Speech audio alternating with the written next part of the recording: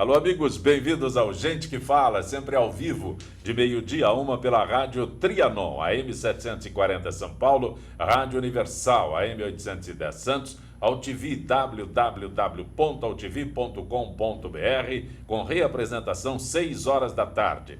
Também TV Guarulhos, canal 20 UHF, canal 3 da NET, em Guarulhos, 11h30 da noite. Acesse nosso blog, conheça nossos colunistas e colaboradores, gentequefala.com.br, nossa fanpage, Facebook, /programa Gente que Fala, à sua disposição, chat no site da UTV, também o WhatsApp 974012235 e um telefone em São Paulo, 1150526622. Para participar desta edição de Gente que Fala, conosco o Dr. Edson Borges Júnior. Dr. Edson, prazer tê-lo aqui. Prazer, muito obrigado. O senhor é urologista e ginecologista? O senhor precisa falar bem próximo aqui. A minha formação de urologia, Sim. mas hoje eu trabalho com reprodução humana, tratando do casal. Mas está certo quando eu anuncio o senhor como urologista e ginecologista? Na verdade, só urologista. Só urologista. Eu queria saber se não são divergentes. São completamente divergentes. Que no caso, por uma formação acadêmica, eu tenho pós-graduação nas duas áreas, Sim. Mas de formação urologista.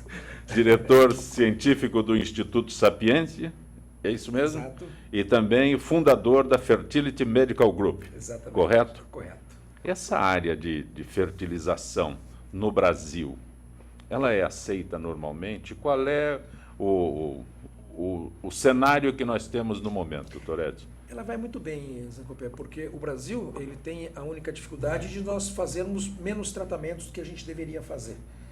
Mas em termos científicos, a gente é par e passo com o resto do mundo. Por exemplo, alguns números. Se a gente tomasse toda a população que precisaria fazer fertilização in vitro por ano, a gente teria aí por volta de 300 mil casais com necessidade. E a gente faz 1/10 disso, 30 mil ciclos por ano. Isso basicamente por duas coisas. Uma pelo fator econômico, sem dúvida nenhuma, mas também por conhecimento. Mas a gente vê que quando o casal tem esse conhecimento, o casal vem muito bem, ele vem muito fácil. Já não tem mais aquela animosidade, ou aquela vergonha, ou aquele afastamento por fazer uma técnica de reprodução assistida. Então vem muito bem.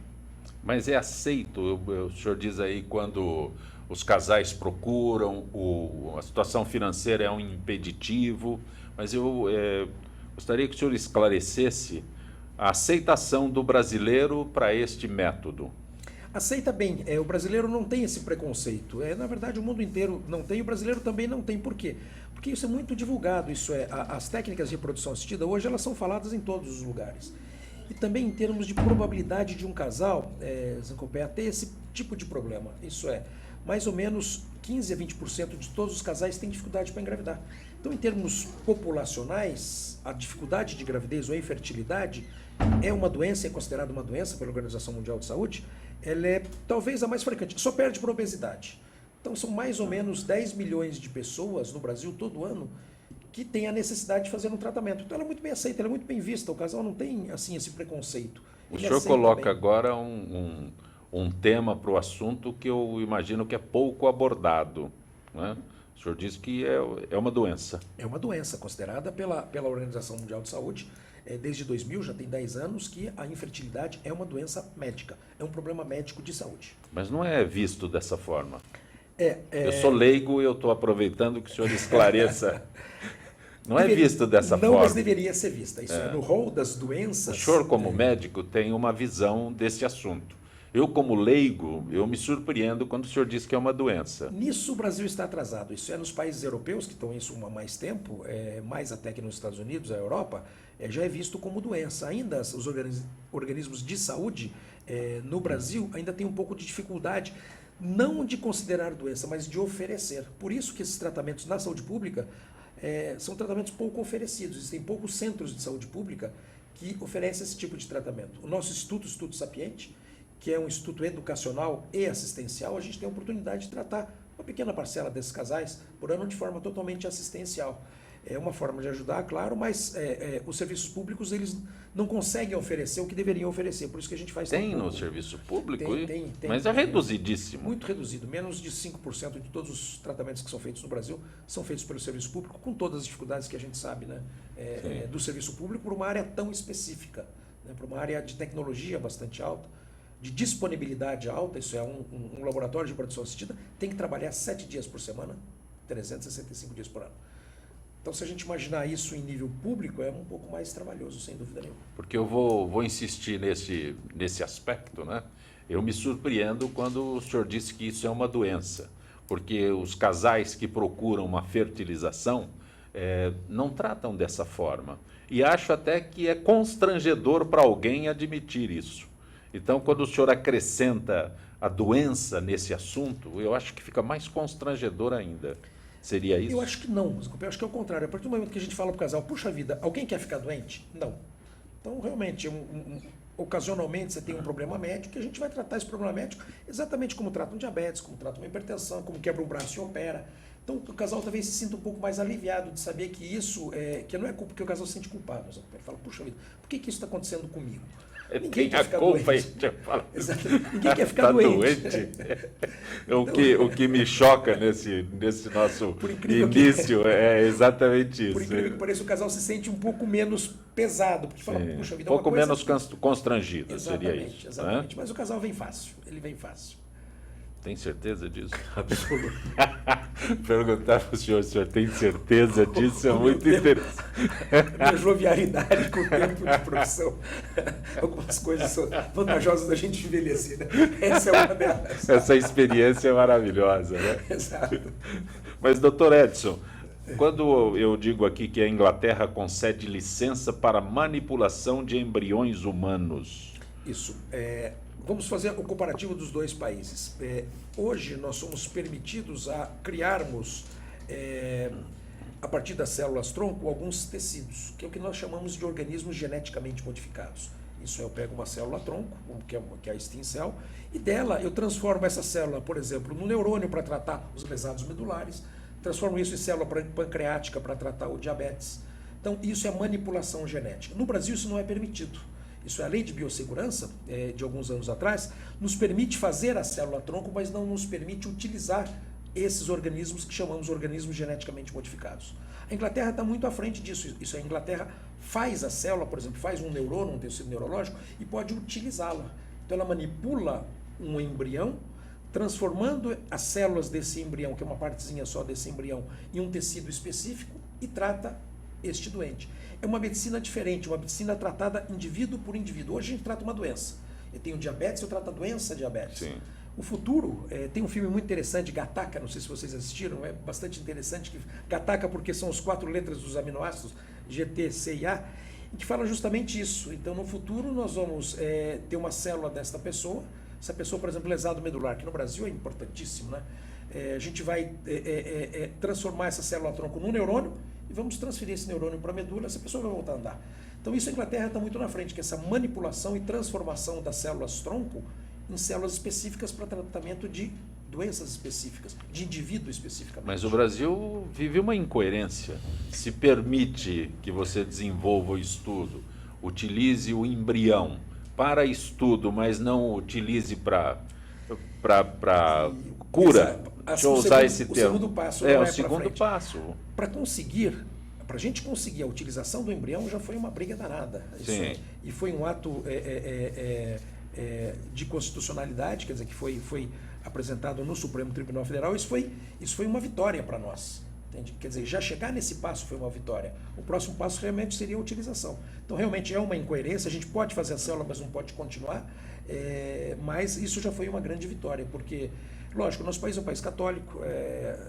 A religião incide muito sobre isso. Bastante. Quer dizer, o sentido de vida, Zancopé, é uma coisa muito diversa. Se nós estamos aqui em 10 pessoas, eu vou perguntar qual é o sentido de vida de 10 pessoas, a gente vai ter 5 opiniões diferentes. Perfeito. Será que a vida começa quando o espermatozoide fecunda o óvulo? Será que quando o embrião está pronto? Será quando esse embrião implanta? Será quando esse bebê tem coração batendo? Será quando esse bebê nasce? Então, se a gente vai nas várias religiões, os conceitos são diferentes. No judaísmo é diferente, no hinduísmo é diferente, no catolicismo é diferente, no budaísmo é diferente. Então, o sentido de vida é uma coisa complexa. No Japão, inclusive, a idade não é contada como a nossa, né? A partir do momento em que se nasce. Quando a criança nasce, ela já tem 9 meses, já tem 1 ano. Então, esses conceitos são difíceis de serem... É um conceito religioso, não é um conceito... Então, nós esbarramos aí por direito, sem dúvida. Sim. E o grande ponto importante, se deixar na mão do cientista, ele quer andar, ele quer fazer. Perfeito. Então a religião tem que brecar, a política tem que brecar, ou tem que modular. Então foi uma vitória, foi bom. Existem outros países onde, se eu posso chamar de uma incoerência dessa, onde é possível a pesquisa, mas não é possível a utilização do resultado da pesquisa? Me parece que não, as leis dos países elas são bastante diversas, mas para a gente ter uma ideia, o Brasil está muito avançado nisso. Essa lei da biossegurança que entrou é uma lei muito avançada, porque a maioria dos países da América Latina não se tem permissão nem de se fazer a célula-tronco. E além de não se ter permissão, não se tem verba, que é o mais importante. Quer dizer, nós fizemos esse trabalho, nós temos a primeira linha de célula-tronco que foi feita no Brasil, junto com a Universidade de São Paulo, a gente deu o nome de BR-1, parece carro de corrida, né? A primeira rodovia, a primeira estrada pavimentada. São duas, na verdade, BR-1 e BR-2, são duas linhas de célula-tronco, que a gente teve a oportunidade de participar com os embriões. Mas o Brasil está muito bem, porque, lógico, tem países que estão muito melhores. O Japão está muito bem, a Inglaterra está muito bem, os países nórdicos, Dinamarca, Finlândia, estão muito bem. Eles têm dinheiro para isso, né? Então essa é a vantagem deles. E o senhor citou há instantes o atendimento no serviço público e o atendimento no serviço privado é de tal maneira dissonante que não anda.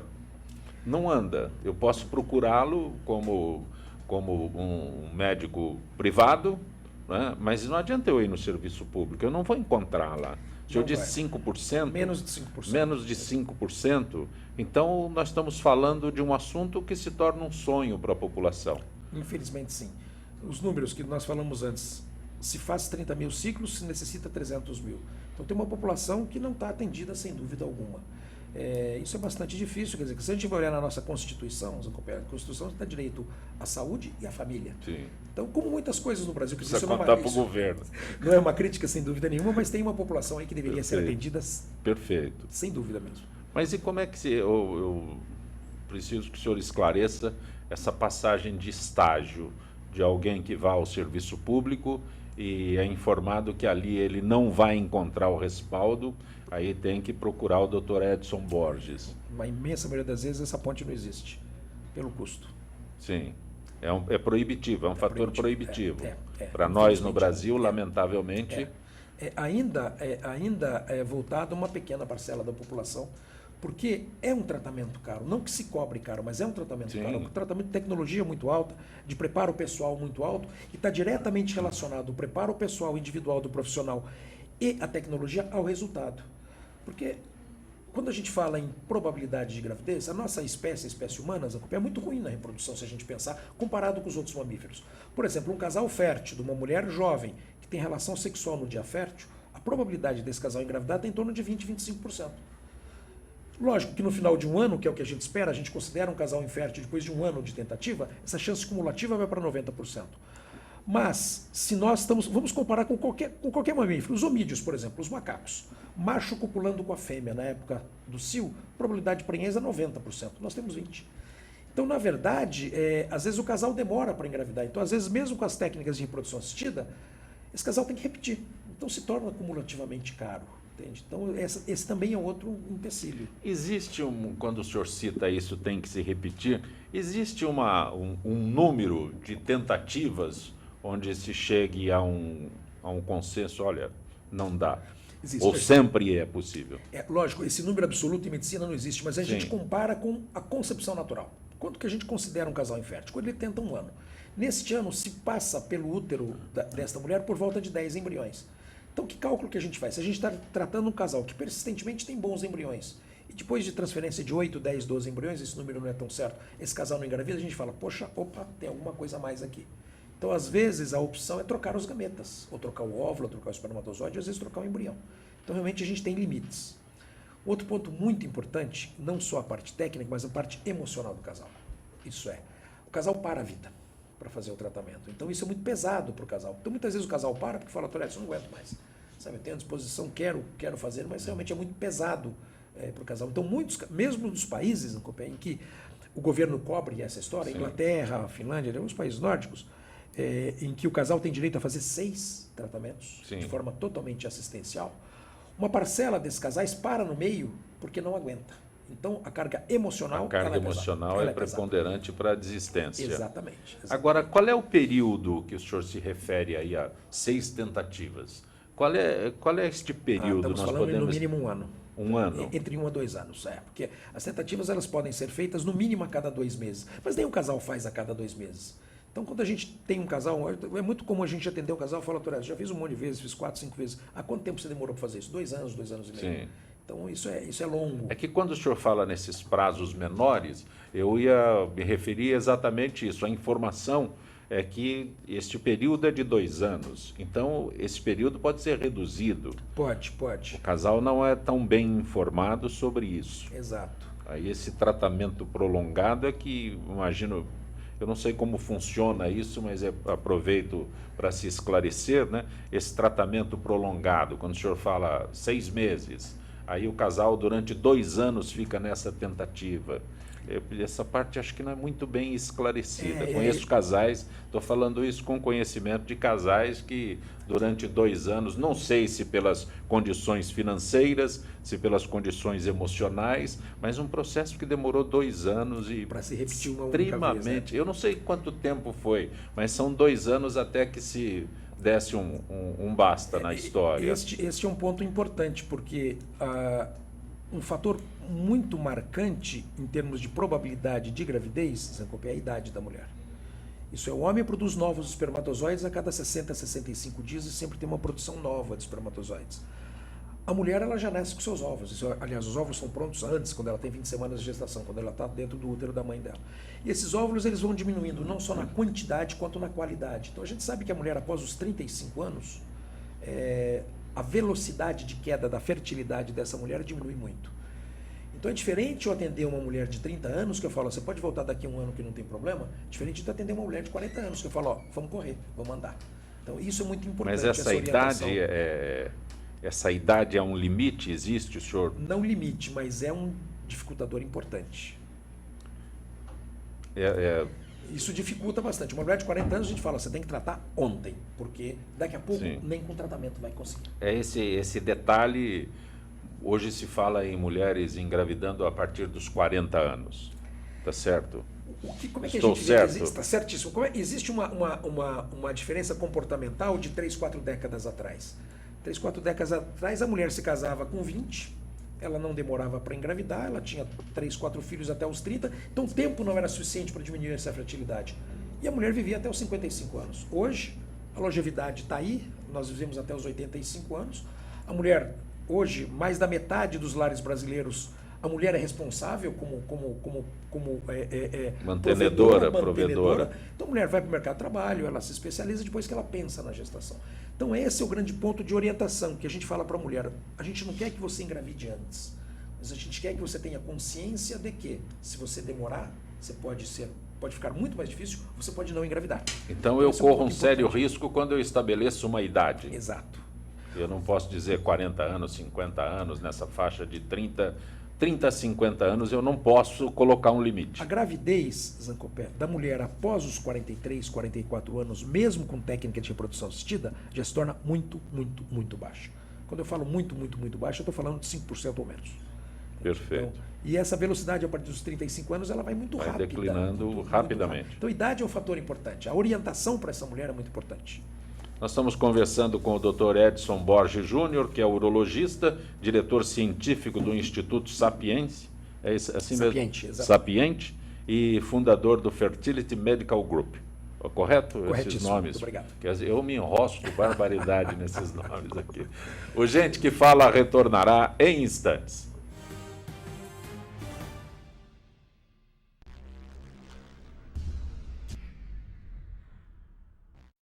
Oi, eu sou Letícia Spiller e quero convidar vocês a fortalecer o movimento que quer criar uma lei para acabar com o desmatamento no Brasil.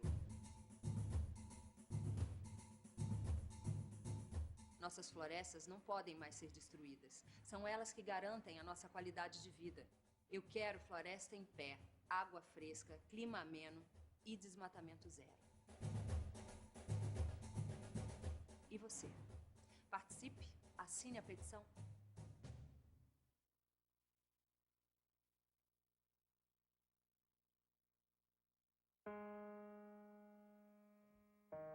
Olá, meu nome é Lucas e eu vou contar minha história para vocês. Eu sempre tive um sonho, me aventurar e conhecer o mundo. Quis desvendar os mistérios da terra, navegar em alto mar, ganhar o céu. Era tanta vontade de fazer tanta coisa que eu nem sabia por onde começar. Foi quando descobri que, antes de tudo, eu ainda tinha um grande desafio pela frente. Eu precisava nascer. Não dava para realizar meus sonhos preso na barriga da minha mãe. Eu queria começar a aventura da vida o quanto antes. Forcei tanto que consegui. O problema é que fiz isso cedo demais. Não estava pronto. E outra vez, fiquei preso. Eu era menor do que imaginava. Como ia conseguir realizar os meus sonhos daquele jeito? Fui perdendo as esperanças.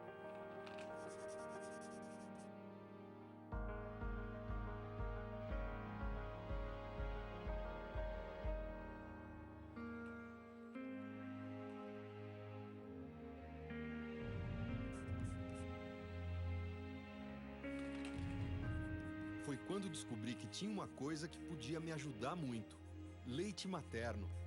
Mas a minha mãe ainda não podia me dar. E com a doação de outras mulheres, eu poderia ser salvo. E foi assim, com a ajuda delas, que eu consegui crescer e ganhar força para a aventura da vida. Inclusive, essa aventura não pode parar. Precisa ser aproveitada a cada segundo. E você também pode fazer sua doação compartilhando essa postagem.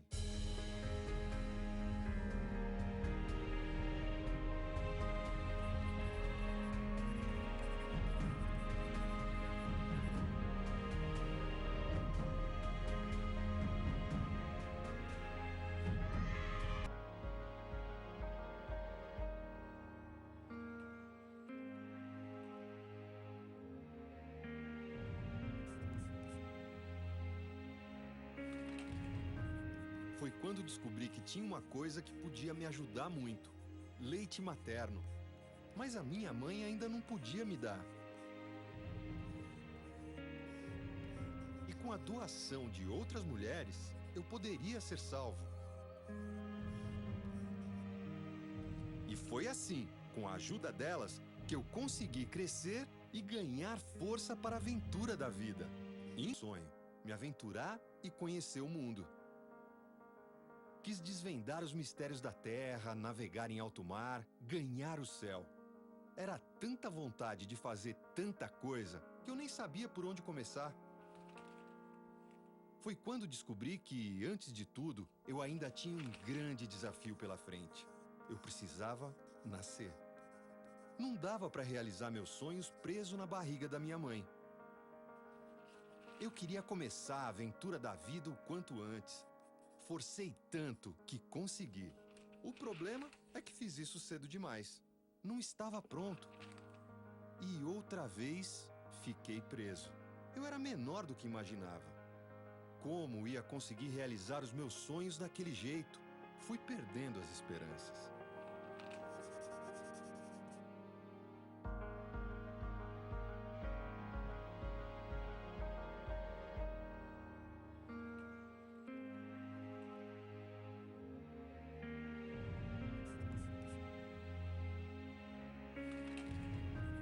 Foi quando descobri que tinha uma coisa que podia me ajudar muito: leite materno. Mas a minha mãe ainda não podia me dar. E com a doação de outras mulheres, eu poderia ser salvo. E foi assim, com a ajuda delas, que eu consegui crescer e ganhar força. Todas as espécies da Mata Atlântica dependem da água para sobreviver. Infelizmente, nem todo rio está para peixe. A qualidade da maioria dos rios nunca foi tão ruim. Mas existe uma espécie que está nadando contra a corrente para mudar essa história. O nome da espécie é Rafael, popularmente conhecido como Rafa. O Rafa possui hábitos diurnos e gosta de andar em grupo. Ele contribui pela limpeza da água dos rios no estado do Rio de Janeiro, seu habitat natural. Eu sempre tive uma relação com a água muito grande. A água ela é muito importante eu observar a possibilidade de uma melhoria da qualidade de água do local onde eu vivo é uma... Olá, meu nome é Lucas e eu vou contar minha história para vocês. Eu sempre tive um sonho, me aventurar e conhecer o mundo. Quis desvendar os mistérios da Terra, navegar em alto mar, ganhar o céu. Era tanta vontade de fazer tanta coisa que eu nem sabia por onde começar. Foi quando descobri que, antes de tudo, eu ainda tinha um grande desafio pela frente. Eu precisava nascer. Não dava para realizar meus sonhos preso na barriga da minha mãe. Eu queria começar a aventura da vida o quanto antes. Forcei tanto que consegui. O problema é que fiz isso cedo demais. Não estava pronto. E outra vez, fiquei preso. Eu era menor do que imaginava. Como ia conseguir realizar os meus sonhos daquele jeito?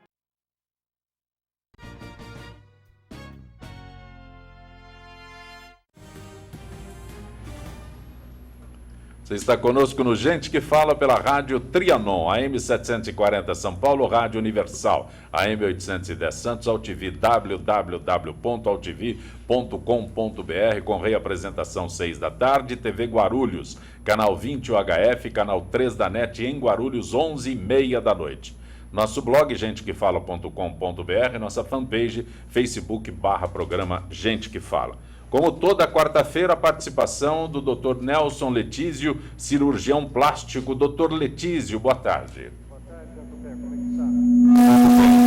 Dr. Letísio, aproveitando a tua participação e também que o senhor abordasse problema de infecção em cirurgia plástica.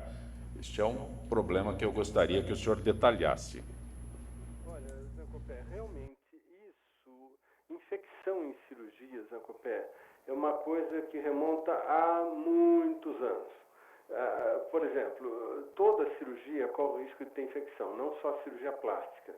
Uma das mais temidas em cirurgia é a ortopedia, que infecção de osso é uma coisa meio complicada de ser resolvida. Mas, veja, toda cirurgia tem risco. Então você veja, a partir da Primeira para a Segunda Guerra Mundial, na primeira antibiótico era uma coisa muito difícil, era muito complicado.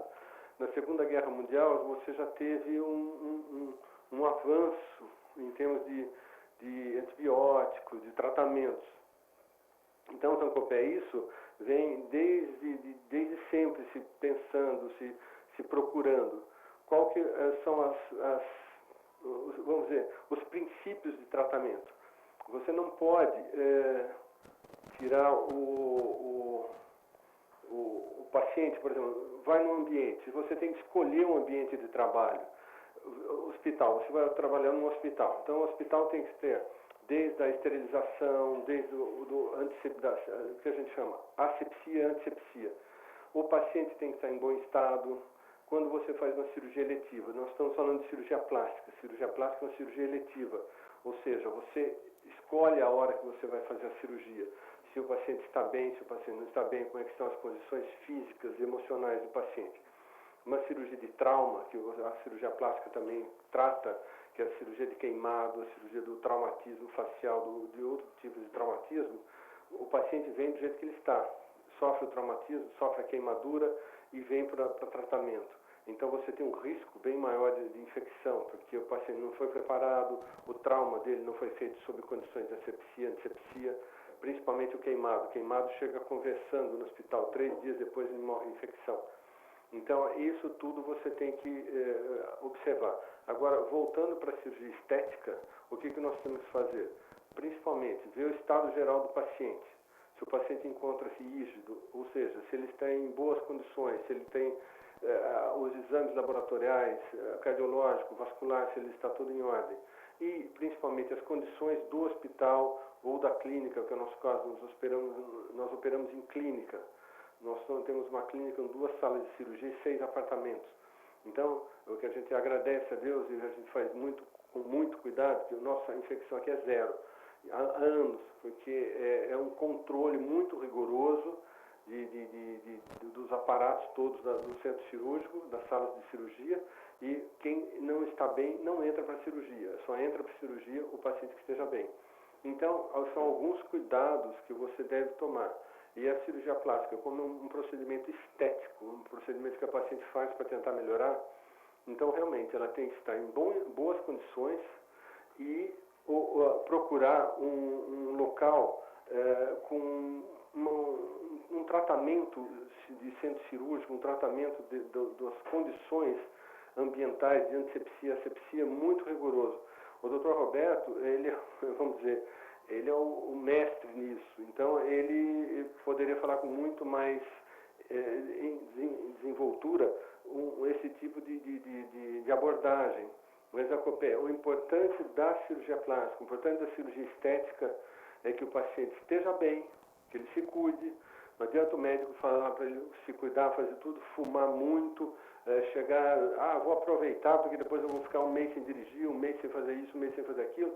Vai em festa, faz um monte de coisa, chega debilitado para a cirurgia. Ou, então vou ficar 2 meses sem tomar sol, passa o final de semana inteiro se torrando no sol, chega na segunda-feira já com a imunidade mais para baixo, debilitado. Então ele tem uma chance maior de desenvolver uma infecção a partir da bactéria da própria pele dele. Então, são todos cuidados, assim, vamos dizer, de bom senso. E procurar um hospital com boas condições e o paciente estar em boas condições e aí o conjunto todo flui bem. Letísio, eu agradeço mais uma vez tua gentileza com o Gente que Fala. Uma boa tarde, doutor Letísio. Um abraço para todos aí. Roberto, um abraço e continua cuidando do povo. Hoje o Dr. Edson Borges Júnior, que é urologista, diretor científico do Instituto Sapiente e também é fundador do Fertility Medical Group. E o doutor Bactéria, também conhecido como Roberto Martins Figueiredo. Prazer estar com vocês aqui. Puxa vida, sempre gostoso. Deixa eu aproveitar, doutor Bactéria. Doutor Bach, eu sou mais íntimo aqui, né? O doutor Letísio, quando a gente aborda com ele riscos de infecção em cirurgias plásticas, aí descreve um quadro que o senhor e o doutor Edson descrevem sempre com relação à clínica, a médico e tal. Mas qual é a parte do paciente nessa história? Porque é mais fácil eu dizer, o doutor Roberto é que é o culpado, o doutor Edson, o hospital que eu fui é que é o culpado. Até que ponto o paciente tem que se cuidar para não chegar a esse estágio? Bom, o paciente tem, mas na verdade o pessoal médico e paramédico, eles são culpados mesmo. Na verdade é isso mesmo. Que quando você fala de biossegurança, né, de controle de infecções hospitalares, sempre que ver que nós temos dois grupos, né? Dois grupos. Nós temos o grupo de barreiras contra a entrada desses germes na gente. Nós temos as barreiras primárias e as barreiras secundárias. Né? As barreiras primárias quais são? Está totalmente dependente do médico, do pessoal que está envolvido. O que é? Um jaleco correto, lavagem das mãos, gorro, máscara, né? Tudo que seja relacionado a evitar que a pessoa se contamine, né, de uma doença do paciente para ela, ou ela contamina o paciente. E as barreiras secundárias estão envolvidas com o ambiente, com a desinfecção do ambiente, com a higienização correta, com falta de... E muitas vezes a gente vê o quê? Né, os hospitais falando, né, de faltou desinfetante, faltou não sei o quê. Acho que uma coisa que eles deviam falar também é que faltou vergonha. Né? Faltou vergonha para higienizar muita coisa que muita infecção hospitalar daria para ser controlada somente com o fato de lavagem das mãos. Concorda comigo, doutor? Sem dúvida. Só isso? Lavar as mãos? Lavar as mãos é o principal. Se você tem uma... Vou te falar uma verdade. Se você lavar as mãos corretamente, não estou falando dos agentes também, pessoal médico, paramédico, você reduziria em 85% o índice de infecções que você passaria para outra pessoa. E o que é lavar as mãos corretamente? E o que é lavar as mãos corretamente? Não estou falando da lavadinha psicológica, né? Que tem muito rapaz que pega, vai no banheiro, né? Fala, eu esqueci de lavar a mão, só lava a mão, a pontinha dos dedinhos que usou. Sim, né? Só aquela de dedinho. Né? Não, lavar a mão é água com sabão, massageando a mão de um lado do outro, né? Com os dedos. Dá muito trabalho, doutor Bactéria. Dá mais trabalho contaminar outra pessoa. Isso daqui. Mas olha, você tem que ver uma coisa. Você não pode ter toque. Se você lavar a mão mais de 8 vezes, né? Mais de 18 vezes por hora, tá? Por hora? Por hora. Ninguém tem acesso a uma pia com torneira. Então, aí que tá, você vai aumentar a possibilidade de contaminar a sua mão. né? Quer dizer que se eu lavar em excesso, eu tenho mais possibilidade de contaminação. O ideal por dia é acima de 8 vezes e menos de 25 vezes. Por quê? Porque você reduz a característica da pele da sua mão pelo produto químico, né? Reduz isso daqui, isso vai facilitar a penetração e entrada de bactérias. Doutor Bactéria, doutor Edson, posso chamá-lo doutor Bactéria? Pode, não por é? favor, por gentileza. Doutor prazer. Bactéria, o biomédico também conhecido como doutor Roberto Martins Figueiredo, doutor Edson Borges, um assunto que está com todos os brasileiros no momento, que é, já primeiro era dengue, depois chikungunya, agora zika, e aí, mais especificamente na área do doutor Edson, mas também do doutor Bactéria, o ministro disse que as mulheres não devem engravidar, ou devem engravidar logo, pegar a doença, coisa, é tão...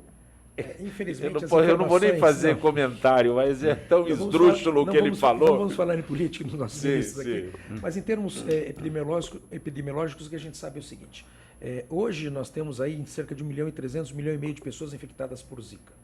Se nós fizermos a conta de uma probabilidade de uma mulher ser picada pelo Aedes, contaminado por Zika, e essa criança ter microcefalia, esse número é mais ou menos 0,095%. Traduzindo isso, essa probabilidade é 1 para 10 mil. Existem centenas de outras doenças muito mais raras que essas, que são muito mais frequentes. Por exemplo, citomegalovírus na gravidez. A probabilidade é 1,6%, 1 para 60. Nós estamos falando 1 para 10 mil. Esse é o primeiro fato. Segundo fato, os dados, Zancopé, são completamente distorcidos no Brasil. Vamos comparar com os Estados Unidos, por exemplo, que tem números corretos. A microcefalia nos Estados Unidos é 0,6%.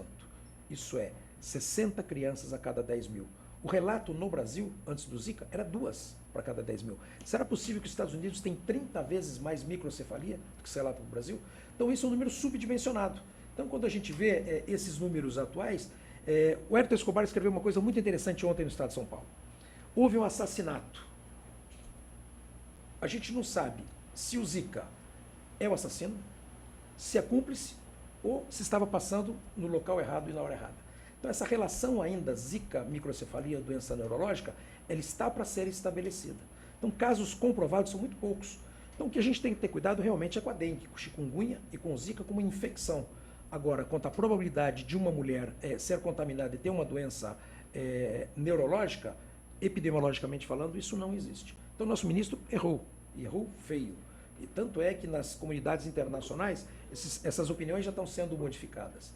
É óbvio que dizer para a mulher não engravidar, isso é completamente errado. Porque senão, vamos dar outros números. A probabilidade de uma mulher de 30 anos de engravidar e nascer com um bebê com síndrome de Down é 1 para 300.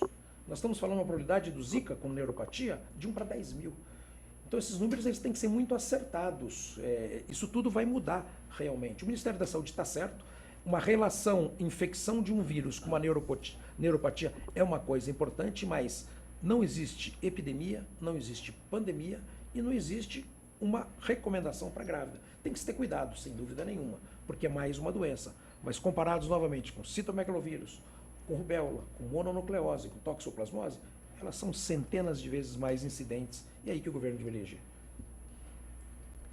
Bactéria? Concordo totalmente, né, gente? Existe uma probabilidade muito, muito pequena, né? Mas é que interessante que eu acho que até a gente que é responsável pela comunicação, a gente tem que tomar muito cuidado com o que se fala, né? Que às vezes o repórter, não é nenhuma crítica, gente, só estou levantando isso daqui. Que outro dia eu li no jornal, tá, que a Zika pode ser transmitida por saliva e pelo esperma, tá? Quer dizer, isso daqui, existe uma diferença muito grande em transmitida e transmissível. Né? É da água para o vinho. O que é transmitida? Por exemplo, a AIDS. A AIDS é transmitida, porque a principal meio de passagem da AIDS realmente é pelo sexo. Tá? Agora, quando você fala, meu Deus do céu, agora eu não precisa nem ficar grávida, vou ter relação, vou pegar. Parece que eles já estão querendo colocar até como uma DST, como uma doença sexualmente transmissível, a Zika, que é um absurdo. Né? Pelo fato de existir, ela é transmissível, ela até poderia passar, mas existe uma percentual extremamente reduzida, extremamente pequena, né, de pessoas que poderiam pegar nisso.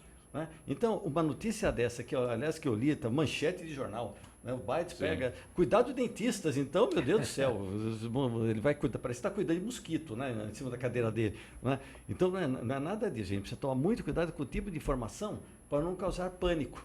Né? Você Muito lembra bom. do caso da ebola, quando teve aqui? Nossa, todo mundo já estava apavorado. No caso do Anthrax, né? O pessoal um pouquinho mais antigo, de logo depois que teve as Torres Gêmeas, né? Sim. Aquele pozinho. Mas os bombeiros atenderam milhares de casos de. Encontrou um pozinho, o molecado pegar pozinho de giz, jogava Anthrax, não sei o que tal, e nem sabia fazer. Então, parece que é doença da moda. A gente chama de efeito de manada. Sim. Isso é interessante. Sobre o sêmen, Zé Copé, fazer uma observação que é muito interessante. Existe um único caso que se suspeita a transmissão pelo sêmen. Mas veja como isso é importante. Hoje não existe nenhuma técnica laboratorial que possa comprovar o Zika no sêmen.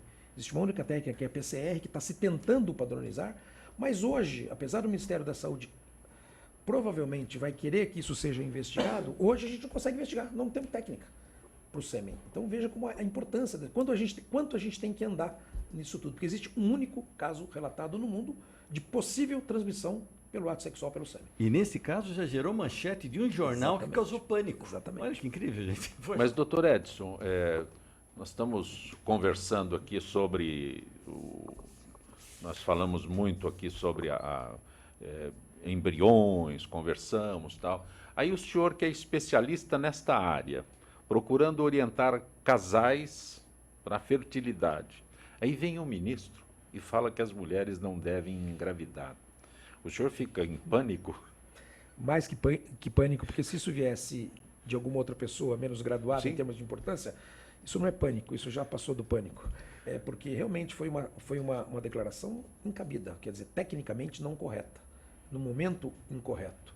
Então, realmente, precisam de opiniões de trabalho. Medicina, hoje é medicina baseada em evidência. Isso é, a gente tem que ter um fato, tem que ter uma associação e tem que ser provada. E isso não tem nada com o Zika. Nenhum canto do mundo isso está provado. Que é uma coisa importante, sim. Que é uma associação importante, sim. Que vai ter importância no futuro. A minha impressão é que no Zika, no futuro, vai se ter uma reação sorológica, que se tem ainda, mas é muito pobre, porque são dois jeitos de fazer diagnóstico. Um, eu vou lá e pego o sangue desta mulher ou deste homem e falo, tem um anticorpo, então já teve contato. Porém, o anticorpo para o Zika, ele é exatamente igual ao da dengue e ao da febre amarela e ao do chikungunya. Então, se faz o exame e fala, puxa vida, eu tenho um anticorpo, eu não sei qual das três doenças. Então, se vai para o passo seguinte, é para checar diretamente o vírus no sangue, que é uma outra técnica chamada PCR. Mas o vírus demora 5 dias no sangue. Então, o diagnóstico já começa com um diagnóstico que é muito difícil. Se a gente não sabe diagnosticar, imagina o que vai para frente. Então, muito tem que se caminhar. Eu acho que no futuro vai se ter realmente a vacina, como para muitos. Ponto interessante, o que está acontecendo com o Zika já aconteceu com a toxoplasmose, com a mononucleose, está tudo muito bem estabelecido, é só a gente achar esse caminho. Então, essa desinformação, como o Dr. Bach, né, falou, é uma coisa muito importante, boa. que está atrapalhando todo mundo. Perfeito. Falar para uma mulher de 40 anos que ela tem que esperar para engravidar, daqui a um ano ela não vai engravidar mais de jeito nenhum. Então, realmente, isso é como falamos da idade agora há pouquinho. Não, sem falar no desespero que está dando, né? Que eu estava agora gravando justamente com uma mulher grávida, justamente sobre como limpar roupinhas de bebês. Ela estava grávida, ela estava apavorada. Ela falou que eles estavam numa casa da praia e o mosquitinho que tinha cara de... Agora o mosquito tem cara de mosquito, tem cara de Aedes. Né? Tem carinha... Nossa, mas tem um mosquitinho que tem a cara do Aedes. Nossa, nós pegamos tudo, saímos correndo, tô desesperada, vim passando repelente no corpo, no carro, no pneu, em tudo quanto é lado. Então, Mosquito, dá para ver a cara do mosquito. Foi com a cara do Aedes. Isso é difícil. Doutor Bactéria, volta às aulas. Tem que ter cuidados especiais com a mochila, com mais não sei o quê. Interessante, gente, esse daqui, né? Que é engraçado. Quando eu vou eu vou comprar presunto, comprar queijo, comprar frios, isso daqui tudo, eu chego na minha casa e coloco onde? Na geladeira. Sobre refrigeração. Aí eu vou fazer um lanche para o meu filho, eu pego o quê? Presunto, queijo, não sei o quê, pego um pão de forma, ainda eu coloco um papel alumínio, né? Com aquele papel alumínio deve ter poderes miraculosos que não permitem que a bactéria entre, né? Aí eu coloco no lancheiro e falo, vá. Né? Vá, porque você não vai ter... Está protegido. Você está protegido. Quer dizer, quando estava na minha casa, eu tenho que guardar na geladeira para manter refrigerado. Quando eu dou para o garoto, até parece que a bactéria não vai à escola, é bactéria ignorante, não quer participar disso daqui tudo, né? Então, gente, se você quiser fazer isso, primeira coisa, vou escolher a lancheira, escolha uma lancheira térmica. Mas se você não colocar um doador de frio dentro da lancheira térmica, é a mesma coisa que você pegar a tua geladeira e puxar o fio. O que é doador de frio? É um nome chique para falar aquelas caixinhas com gel dentro. A pessoa me falaram, e aquele gelo, posso colocar gelo? Gente, quem tem filho sabe, tu bota um saquinho de gelo para o moleque segurar, isso vai virar pedrinha na mão dele, vai jogar em cima do outro, aquilo vai derreter, vai jogar uma pasta chuta. Então, pasta chuta da minha terra, que fala pasta chuta, que vai uma bagunça esse negócio. Né? Então você pega aquelas caixinhas que tem um gel dentro, você deixa no freezer, tira essa caixinha e vai durar 8 horas, você põe o suficiente. Põe os alimentos bonitinho, tudo que você precisa, o moleque vai, chegou, você tira a caixinha, volta para o freezer, higieniza toda a lancheira e está prontinho para isso. Se você quiser mandar suco, manda aquelas embalagens longa-vida, aquelas caixinhas longa-vida. Mas eu quero fazer um suco natural para meu filho. Sem problema, pega uma garrafinha térmica, né? Deixa ele gelado, não coloca gelo dentro da garrafa térmica, senão você quebra a ampola. Né? Põe ele geladinho, fecha e pode levar. E essas garrafinhas térmicas, nunca me coloque, você que está ouvindo a gente, nunca coloque leite, chocolate, chocolatado, nada dentro de uma garrafa térmica. Por quê? Porque o leite, quando ele esquenta, ele precipita o cálcio e a gordura, forma aquela casquinha em volta da ampola, você nunca mais vai tirar, porque você não pode passar uma escova. Então, garrafas térmicas nunca foram feitas para colocar leite, chocolatado, nada disso daqui. O senhor sabe como é que chama a garrafa térmica em alguns lugares no Brasil? Como é que chama? Aqui nós conhecemos como garrafa térmica. Em outros pontos é quente e frio. Quente e frio. Porque você pode colocar tanto o alimento líquido quente quanto o alimento frio. Isso é da nossa época, né? Não é da época dele? Não, em outros pontos é conhecido como quente e frio. É tudo do nosso interior, viu? Eu sou de Ribeirão Preto. Somos todos daquela Sabe região. como é que se higieniza o quente e frio? Você pega o quente e frio, né? Você lava com água, põe um pouquinho de água morna com sabão, deixa pelo menos 10 minutos, depois você dá uma chacoalhada bem, por isso que não pode ser o leite, você não pode esfregar. O leite não tem como tirar aqueles resíduos. Aí, meu Deus do céu, como é que eu vou fazer para tirar aquele cheiro de café? Que fica o cheirinho, né? Às vezes. Você vai colocar, encher de água morna durante a noite. Esse morna é Ribeirão Preto. Né? Põe morna, água morna, põe dentro e coloca uma colher de sopa de bicarbonato de sódio. Carbonato de sódio e deixa da noite para o dia. A hora que você tira, é como se tivesse tirado com a mão o odor. Né? E depois é só passar uma aguinha enxágua e pode utilizar sem problema nenhum. Quente e frio sem problema. Quente e frio sem que problema. não seja com leite. O leite não pode. Leite você não pode fazer nenhuma das duas, nem na garrafa térmica nem no quente e frio. Tá dada a dica, valeu. Valeu a dica? Valeu. Opa. Tem erro, eu sempre pergunto isso, quando o senhor vem aqui, de colocar o ovo na porta da geladeira. Mas tem outros cuidados na cozinha? Tem. Se você, graças a Deus que houve muita mudança, né? De coisa que antigamente, que o pessoal fazia antigamente, que o pessoal não faz agora, né?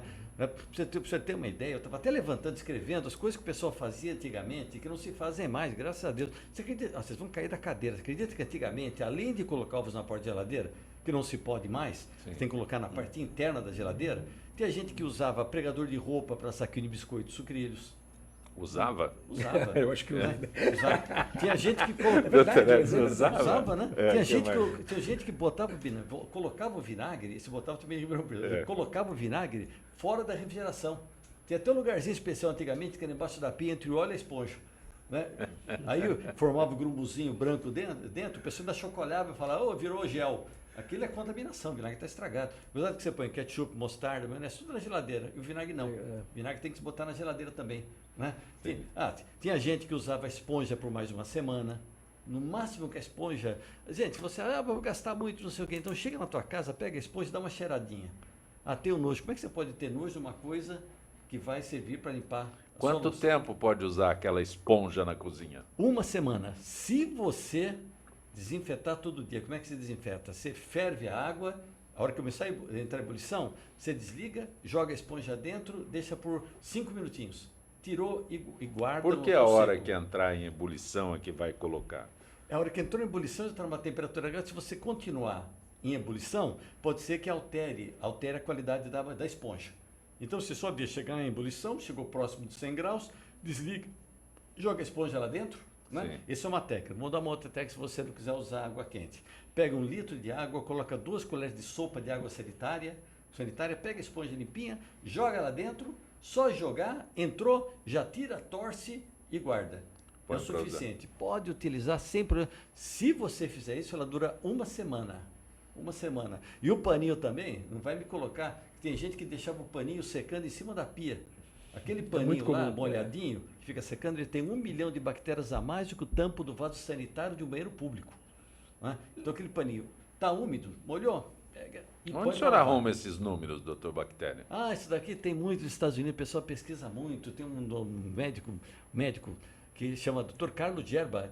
Ele pesquisa uma série disso. Ele pesquisou o celular, que é mais contaminado que a sola de sapato.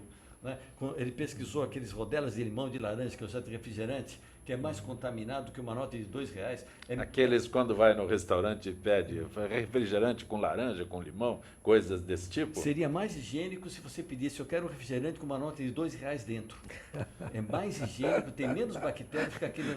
Pelo menos paga o refrigerante com R$2. E aproveita e Abate paga. no preço. Faz as duas coisas Abate. juntas. Doutor Bactéria, saindo da cozinha, o senhor citou o banheiro, escova de dente, tem cuidados especiais? O senhor falou que a esponja tem que ser usada numa semana. Descartada. Escova de dente, você Escova tem que tomar de dente. cuidado com o ambiente que ela se encontra também, né? Em primeiro lugar, nunca me guarde naquelas caixinhas. Tem umas que vêm como na caixinha para você guardar sequinha. Aquilo vira uma estufa para bactérias. Né? Maiores contaminações nós pegamos nessas escovas. A escova tem que ficar num copo, né? Gente, um copo para cada um, né? Tem gente que faz o copo comunitário. Né? Uma escova, parece que essas escovas se beijam entre elas, aquilo. Já tem do meu filho, até o garoto não sabe, pega de manhã, pega outra. Não, cada um no seu copo, escrito bonitinho, vamos organizar a coisa, né? Ela com a cerda para cima para poder secar. Sempre pulverize nela uma solução de gluconato de clorexidina. Gluconato de clorexidina a 0,12%. Gluconato de clorexidina a 0,12%. Onde é que você faz isso? Faz mais uma manipulação. Você pegou, acabou de escovar, lavou, dá uma batidinha na pia, nada de passar na... Tem gente que põe na toalha de banho, na toalha de... Né? Dá uma batidinha, dá uma aspergidinha e deixa. O senhor faz isso em casa? Faço, inclusive no banheiro, que é importante, quando você for apertar a descarga, você aperta com o tampão fechado.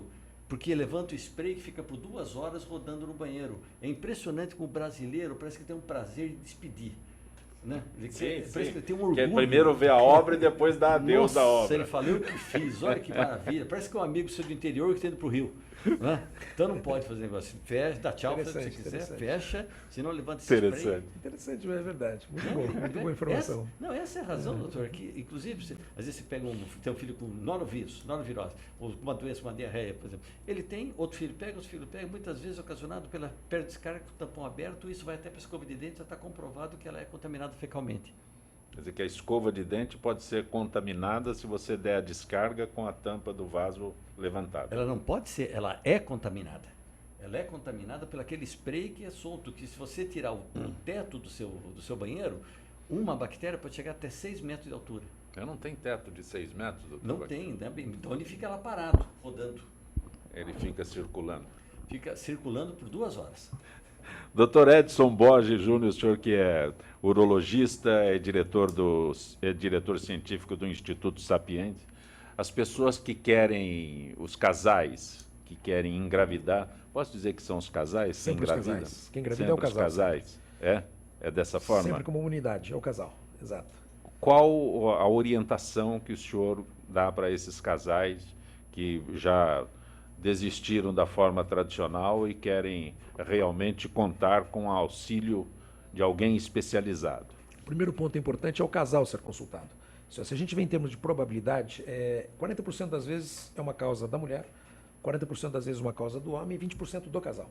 Então, primeira orientação importante, vá ao casal uma consulta, a um especialista em medicina reprodutiva. Segundo ponto que nós comentamos é com o tempo, isto é, a primeira coisa que a gente olha quando o casal senta à nossa frente é a idade da mulher. A única coisa que a gente não consegue tratar no laboratório é um óvulo que passou mais tempo, um óvulo de uma mulher mais velha. Então, esta é a orientação fundamental, porque nós consideramos infertilidade, como estávamos dizendo, a infertilidade é uma doença médica, aquele casal que tenta por 12 meses e que não engravida, mas para essa mulher até 35 anos. Se essa mulher tem 35 anos ou mais, a gente antecipa, abrevia esse tempo. Se esse casal tentou 6 meses e não conseguiu, ele tem que ser investigado e tem que ser tratado. Porque mesmo com o tratamento, as possibilidades elas não são grandes. A gente nunca vai ser melhor que a natureza. Então a gente consegue taxas aí de 40%, 45% na média de probabilidade de gravidez. Então, mesmo com tratamento numa técnica elaborada, que é a fertilização in vitro, a gente, para metade dos casais, a gente fala, não deu certo. Então, essa orientação, sempre ir com o casal, atentar para a idade e não demora muito para tratar. Quando eu falei sobre casais, normalmente a culpa é sempre da mulher, né? Num país machista como o nosso, a culpa é da mulher. Não é infrequente vir só a mulher antes. A gente fala, opa, eu vou te investigar, mas na próxima consulta, vocês dois. É preciso o casal. Exato. Aí o senhor coloca 20% do casal. 20% do casal. O que é isso, emocional? Não, 20% das vezes existe uma causa masculina e feminina em conjunto. Sim. Isso é 40% das vezes é um problema da mulher. 40% das vezes é um problema só do homem. E 20% das vezes existem problemas nos dois. Que os dois vão ter que ser avaliados e os dois provavelmente tratados. Quer dizer que a mulher não adianta ela procurar o senhor sozinha. Não. Não adianta. Não. É sempre o casal. Mas também, pela modificação da nossa sociedade, a gente está vendo cada vez mais as mulheres solteiras. E o que é interessante, Zancopé e Dr. Bach, é que são, lógico, são mulheres entre 35 e 40 anos, mulheres independentes, que já têm um ganho bom, mas postergaram um pouquinho a gravidez. Fala, doutor, não tenho parceiro, o príncipe não está aí. Então, cada vez mais nós estamos atendendo essa população de mulheres que vêm sozinhas. Exatamente. Para vir fazer a fertilização in vitro ou inseminação artificial, utilizando o banco de sêmen. Existe um banco de sêmen. Dúvida, O senhor tem um comum. instituto que Muito comum, mas no comum. Brasil isso existe? Existem bancos de sêmen muito bem consagrados e muito eficientes também. Particulares, não? Particulares. Público nem pensar. Não, público não nem existe pensar. nenhum. Não existe. Doutor Edson Borges Júnior, há uma forma de localizá-lo, de entrar em contato com o senhor? Eu acho que o nosso site, fertility.com.br, está lá todas as nossas referências, está lá a nossa equipe, eu sempre agradeço, estão lá nas publicações. Acho que fertility.com.br. Muito bom tê-lo aqui no Muito nosso obrigado. Gente que Fala. Doutor Bactéria, outro dia eu pedido no final que o senhor foi embora daqueles mosquitinhos que existem nos banheiros. Os mosquitinhos. Parece uma borboletinha em miniatura. Isso também tem alguma forma de evitar? Não, é aquele que nós temos um prazer, né, de pegar, parece junto, e fica jogando água nele, parece uma bateria antiaérea, né? Que você tem um prazer de acertá-lo, né? Aquilo, né? A água vai escoando, né? Aquilo. Sim, Primeiro, esse mosquinho aqui ele tem um nominho muito bonitinho, chama Drainfly, né? Que é mosca do dreno. Né? Ele não faz nada, mas ele está te dedurando, é um dedo duro, está indicando para você que está na hora de você lavar o seu ralo. Né? Por quê? Porque quando você toma banho, você sai célula, sai gordura, aquilo fica preso na boca do ralo. Aquilo lá vira um gel, as bactérias crescem, vira um meio de cultura.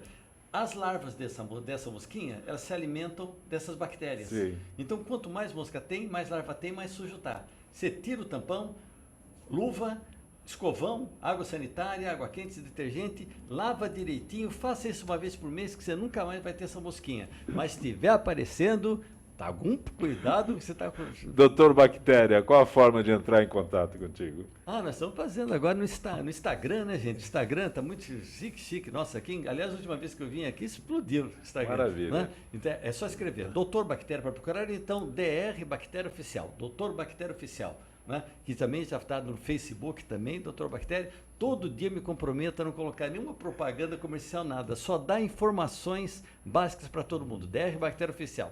Espero vocês lá. Só como se higieniza o celular mesmo? O celular é facinho, você vai usar álcool isopropílico. Esse é o nome álcool que eu não consigo lembrar. Né? Não é álcool etílico, tá, gente? O álcool etílico tem água. Onde é que você compra isso? Em casas de materiais eletrônicos. Casa de materiais, se você não higienizar e você colocar em cima da mesa, é a mesma coisa que você pegar o seu sapato aqui, né? E colocar em cima da mesa. É igualzinho, gente. Aliás, o sapato tem menos bactéria que o seu celular. Gente que Fala amanhã, meio-dia, sempre com direção geral do jornalista Fausto Camunha, diretora de produção Zenilda Salvato, redação Raela Brandão, Pedro Schiavon, na pauta José Carlos Sicarelli, produção cultural Ricardo Godoy, na rádio Trianon Benebene, Cléo Rodrigues, Neildo Neres e Ricardo Valim, na direção da TV Guarulhos, Fernando Mauro, na direção da UTV, Alberto Luquete, na técnica James Eduardo, Marcelo Fontan, Sérgio Oliveira, Iago Matsumoto. Estaremos de volta amanhã, meio-dia. Gratos, até lá.